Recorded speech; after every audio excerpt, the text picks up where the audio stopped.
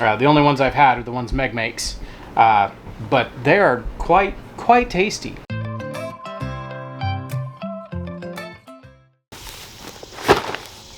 Good morning, beautiful people. All right, we have cleaned out our beds that had garlic in it. You saw that in one of our last videos. And we are going to be replacing it with potatoes. So we usually do an early season crop, and then about this time of year, usually, we plant a second crop of potatoes, and this gets us our like fall harvest potatoes. They're not always like as big or as vibrant, but it's still potatoes. So you want to tell us what we got? The family favorite has been the Adirondack Blue. These are all Wood Prairie Family Farm potatoes. Someone sent us a bag of these a couple years ago, and we've been really happy with them. So now we buy them. We actually reached out to the company and talked to them. They're a family-owned business. It's really cool. We like working with the small businesses. We like supporting small businesses. And so they got together with us, and we set up a affiliate link. So if you want to order some of these potatoes, you guys can use our code. It's Hollar5. It gets you 5% off. 5% off. Yep. We've been really happy with these potatoes. The seed potatoes have done great for us, and we've found a couple that we really like. So we've got the Adirondack Blue. That's our standby. We love that potato. Caribou Russet, a Corolla, and then the Butte. I think the Butte and the Caribou, they're all good. They're all of them are really good. I think it's the Butte that's like a really buttery, super buttery, kind of like a yellow potato, but it's so buttery. Like, I would say it's between a yellow and a russet. Yeah. It's so good. But it's really good. Delicious. So we've got a small bag of those, so we'll probably stick these somewhere. Yeah. So we've got. I don't think we have enough bed space for all the potatoes here. Okay. So we've got this bed, and we've got that bed from our garlic haul. So we'll fill these up, and then we'll see what else we can plant. I've got 2 beds down there that need to be weeded and turned over and all that good stuff. We may clean those out. I don't know. It's starting to get hot. We're a little bit late. Where'd you come from? It's 9:30 in the morning. Yeah, it's 9:30 in the morning. Luckily, our heat wave has kind of subsided a little bit. It's not so miserable hot as it was last week. But we're going to do what we can, get as many of these planted as we can, and then nice thing about potatoes, they're pretty simple. We in these beds, I opened 2 trenches. We're most of the way there. Yeah. I just pile up all the dirt in the middle, make 2 trenches, drop the potatoes in, just bury them, wait till they start sprouting, and then I'll bury them a little bit more. And then about the time the hill of dirt in the middle is leveled out, I don't touch them again until harvest time. So super easy. Super easy. Let's get started. Okay. Oh yeah. About that far? Okay. Yeah, about a foot apart. Yeah. Usually it becomes an overgrown mess. Yeah. But I don't care. They don't mind. No, they don't. That was only 4 potatoes. Yeah. That'll hopefully turn into 20. Wow! Thank you. Good job. What is that? That's a passion vine, and this is a dock.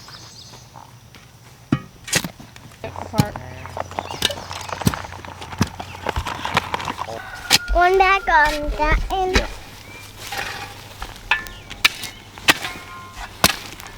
There's no more bags.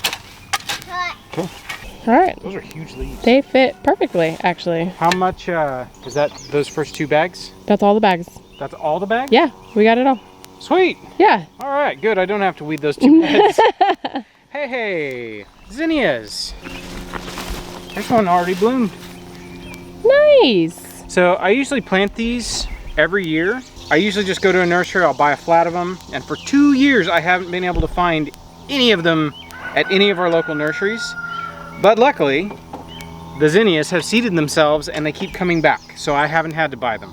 It's been kind of cool. I really like zinnias, I don't know why. So these are potatoes we grew 2 years ago, I think we grew. I think so, yeah.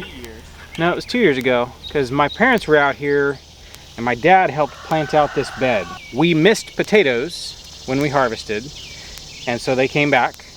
And then this year they came back again. So even though we try to rotate our potatoes so we don't get potato blight, which that's what that is, this had other ideas. Yeah. There's actually one in that corner, and then there's this one. I healed them to see how they would do. This one actually enjoyed it. I guess they both did. They both enjoyed it. Yeah. They both flowered, I don't know, a couple weeks ago. I'm curious. I kind of want to dig this one up. We'll see. Yeah, this one looks like it's done. So usually once they start to die back and look pretty sad and scraggly is when they're done. After post flowering. Yeah, after they flower. This one, I think, I don't know, I should probably dig in with my hand. Just in case. Figure out where the plant really is. Oh, hey. Wow. Whoa. That's a nice little russet. Nice. Look at that. Big size. That's like a serving of hash browns. That For is one a serving person. of hash browns. Ooh, look, there's another good one. That's a good one. Okay, so these are russets, apparently. Obviously russets that wanted to grow here. Whoa, they're all the way out here. Ooh, a little one. That's a baby time. Okay, let me start breaking some Forks soil. right here if you want that. I'd rather bury Corbin's feet. Okay, that sounds good. He needs it.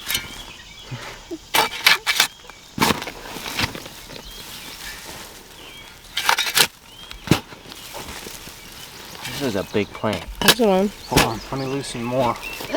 See if we can get the whole There's plant. two. Oh, this one. Couple more. Grab it. There's quite a few in there. Woo, that's look at that one. Nice. Great sized one. Guess we'll just grab them as we go so I don't lose them. Yeah. Go ahead, I'll fork Becky. 'em. Here's one. Wow! That's a great sized one. Off Good. of one potato that Nice. we missed. This is great. Oh, there's one right under. Nope. Ooh, there's one right there. Okay, don't get your fingers chopped off. Oops, there's one. Oh, there's multiple plants. So They came back from the littles. put all those littles back in the ground and we'll have this same problem again later. Such a problem. It's such a problem having volunteer food. potatoes. Right. Wow. Whoa. That one's got noses. That one wanted to really grow. Well, that was cool. Yeah. Oh, there's more. I'm pretty impressed. That is not bad. Not bad for free food. That is not bad. That's pretty impressive. Yeah. There's a That one's not ready yet, but we'll dig that one when it's ready. Okay. That's kind of cool. Yeah, this one's almost ready. It's starting to die back. Is it? Looks like multiple. Do you think we could get away with it and just have new potatoes? Because you really can harvest them at any point once they start sizing up, but they will keep better if you harvest them after the bush dies back. All right, talk me into it. Okay, good. Let our peppers breathe. 'Cause we got Yeah. peppers in- like, there's still blooms on this. Do we want to? It's probably, I'll dig down a little bit and see how they are. Yeah, they're It's little. also russet. Ah, we're committed. Okay, do it. They'll No still be turning back. tasty. No turning back now. There's still potatoes. Yeah, they're little, but they'll be good. Single serve potatoes. Oh yeah, there's some decent ones in there. See, we should have waited. Oh well. That's alright. You happy with that? I am happy with that. That's cool. Good. Planted some potatoes, harvested some potatoes, Yeah, there you go. and those are decent. Yeah, they are. Those Like, are good those are- size. Especially this one. I want to know what to do to repeatedly grow potatoes this size. Yeah. Like, that's ideal. That's what I want to grow. Apparently you have to ignore them. Just ignore them, let them do their thing. So that's obviously a russet. Yeah. That's going to be a caribou russet, I believe, which we just planted in the next bed over. Also from Wood Prairie. This is a good eating potato. All right, let me grab a basket and we'll haul these in. Cool. All right, since this corner is cleared now of potatoes, I got some space. So I'm gonna throw some green beans in here. I had put some in the greenhouse and I think something ate them. So we're just gonna replant. Thankfully green beans are pretty quick. So I'm doing contender beans. These have turned into our favorite bush bean. I really enjoy them.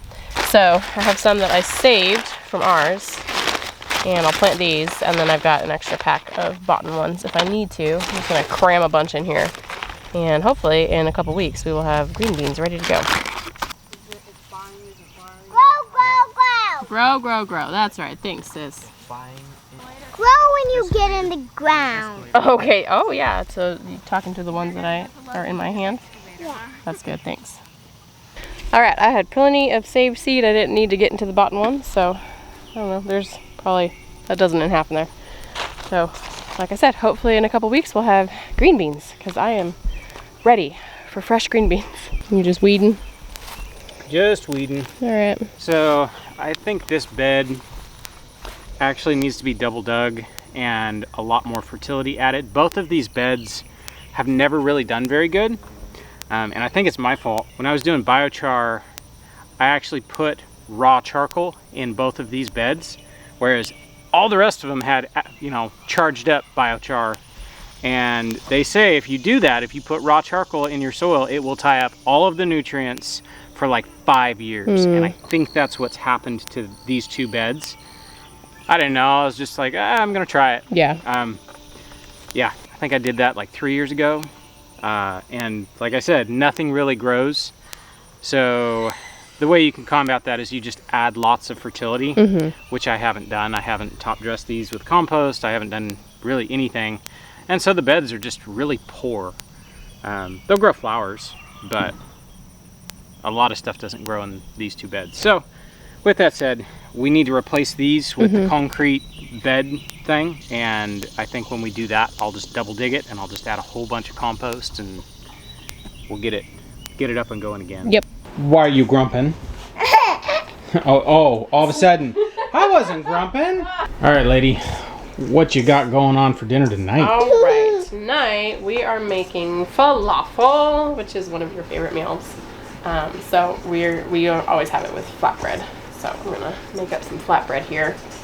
And then we'll make and fry some falafel. I should probably explain. For anybody who doesn't know what falafel is. Didn't this happen last time we talked about falafel? Like a year ago? Maybe. I'm not sure. I don't remember. It is ground chickpeas with like spices and parsley. Heavy seasoning. Yeah, heavy seasoning. And you ball it and fry the balls, deep fry the balls. And then you put it in, you know, like a pita type thing with parsley and lettuce. It's Greek, right? Yeah, It's a Mediterranean. Mediterranean. I had heard of falafel. I had no idea what a falafel was.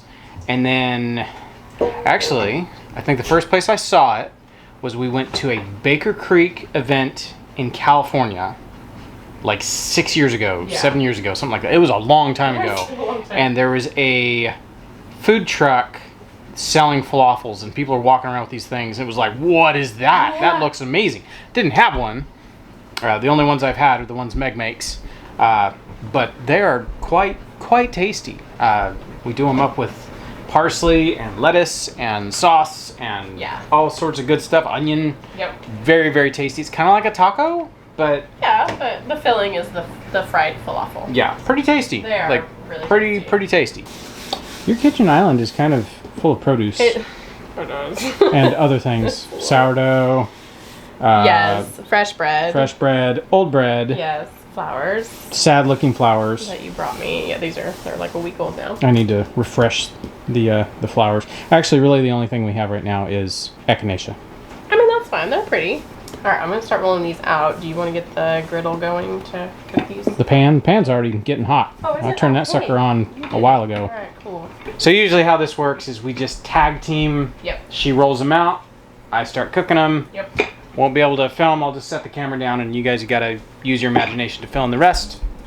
We'll do our best. Yep.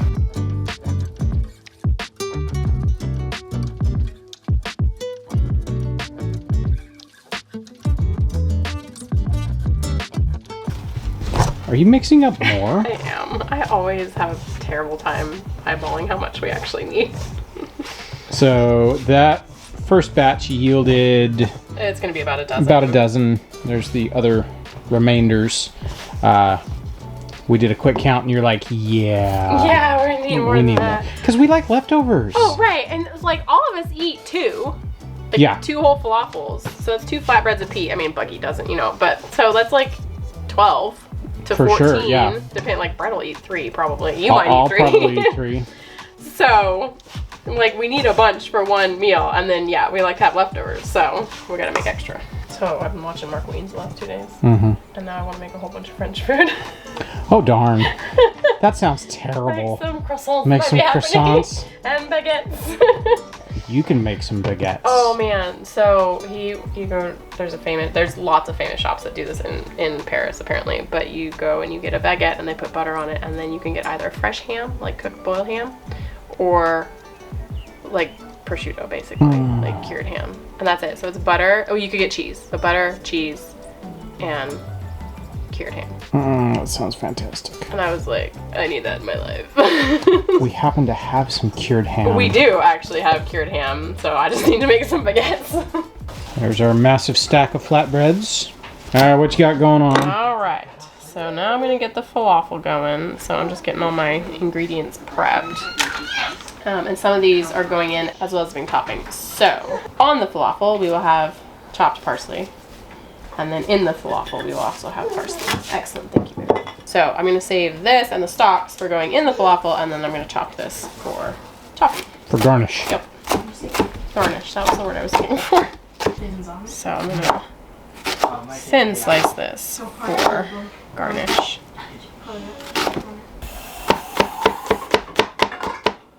So I have found a couple different falafel recipes, and I found one that I like for the seasoning, but it calls for canned chickpeas.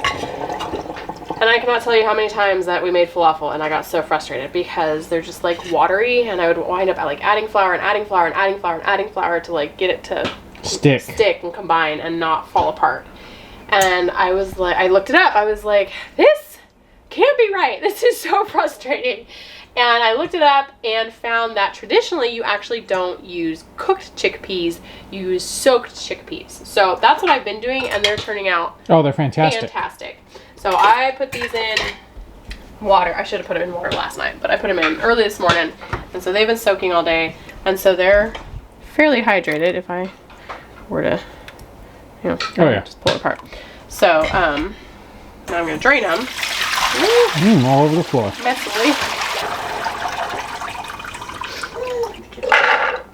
And the rest of these I will cook. If they don't fit in here, I'll just cook them tomorrow and make hummus or something. Garlic. Come on. And parsley. It was pretty good idea just chopping it all into the same container. Yeah. What? Measuring something? 2 tablespoons of salt. Or teaspoons, not tablespoons. That would be a lot of salt. It would. 2 teaspoons of cumin. A teaspoon of turmeric. And then usually I have fresh, but I actually just used my last fresh lemon, so that's probably about a teaspoon or 2 of lemon juice. Now I'm just going to blend this until it's like a paste, almost a paste. Alright, I'm actually going to take some of this out. I put a little too much in here. I kind of knew that when I was doing it. I was like, this might hold it or might not. So I'm going to take some out so it blends the part at the bottom better, and then we'll just swap. Alright, do your thing. Oh my gosh, this smells so good. I'm so excited for this. Okay, while we're waiting for our oil to heat up, I want to talk about the newest issue of Backwoods Home. We've talked about this before. You guys know how much we love this. And I just wanted to plug this real quick for anybody who's looking for a really good homestead-centered magazine. Backwoods Home, and then their sister publication, Self-Reliance Magazine, is actually really, really good as well. When these come in the mail, we pass them around from person to person, and we all just peruse them and enjoy them. They actually really have something for just about everybody in the family. This month's issue actually had an article about dealing with mint, like using mint.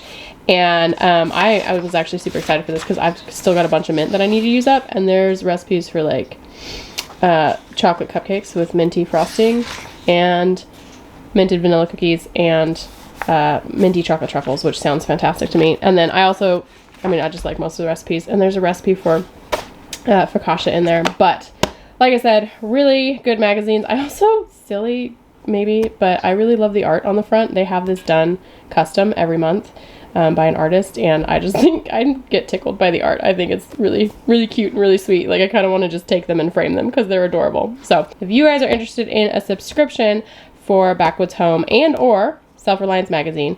I will pop a link for you guys below. You can get one or both issues for half off if you go through our link and check them out. They're pretty cool. Yeah. Oh no! You're not doing what I want.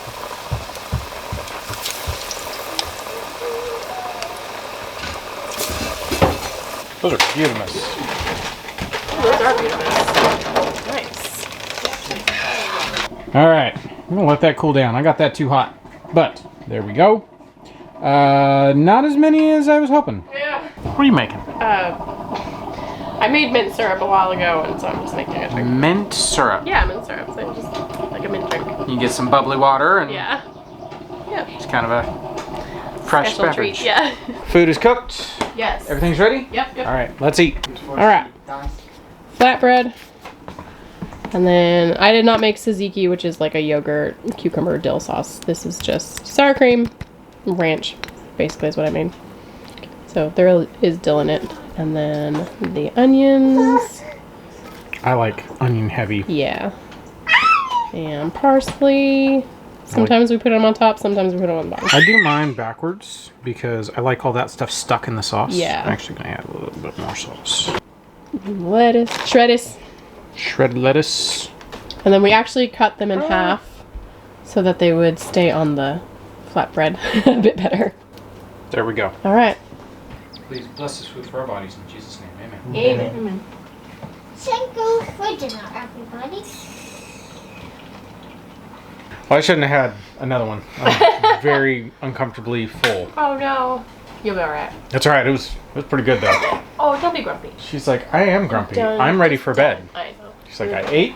Yes. It's bedtime. Yeah, that's right. All right. That is. I am really uncomfortable. You're ready for I'm sorry. bedtime? I'm like, that is gonna do it for this video. We will catch you guys on the next one. Bye. Bye bye.